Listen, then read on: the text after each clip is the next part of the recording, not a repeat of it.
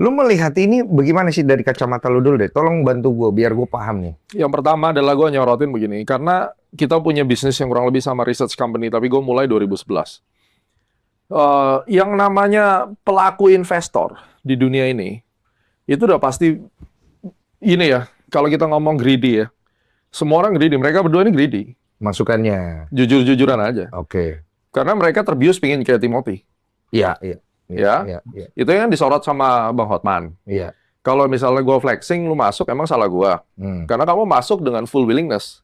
Tapi yang gue mau ambil satu concern adalah, karena yang ngomong bukan cuma mereka.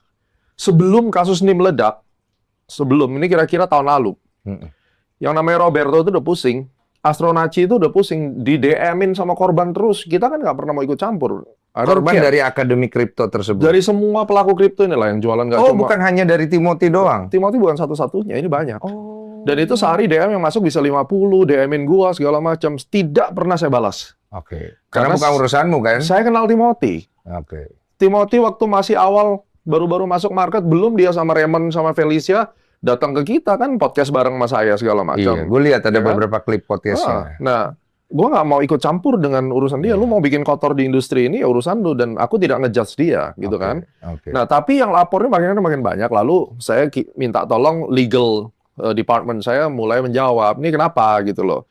Poinnya adalah mereka merasa sudah bayar, tapi haknya nggak dapat. Oke. Ini terlepas dari untung rugi lah, ya, gitu ya. Lepas dulu ya. Lepas dulu. Mereka bayar whatever, 50 juta, ada yang 100 juta, I don't care, berapapun itu.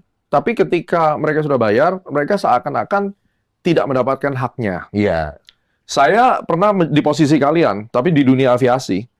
Ada satu training center di Amerika, terkenal banget. Kalau lu lihat reviewnya, pokoknya duit udah masuk, di email kagak pernah dibalas, di telepon kagak pernah diangkat. I've been there. Beberapa orang-orang tuntut. Gue pakai cara persuasif, gue baikin, gue ajak ngomong, akhirnya lama-lama dia sungkan sama gue, gitu. Nah, dari kacamata saya melihat, kalau secara service hospitality di dalam dunia jasa, mereka pure 100% korban, itu tidak bisa dipungkiri. Kenapa lu bisa beropini begitu? Karena seperti tadi dia bilang, ada agreement-nya, dia dapatnya apa, tapi tidak terdeliver. Oh iya.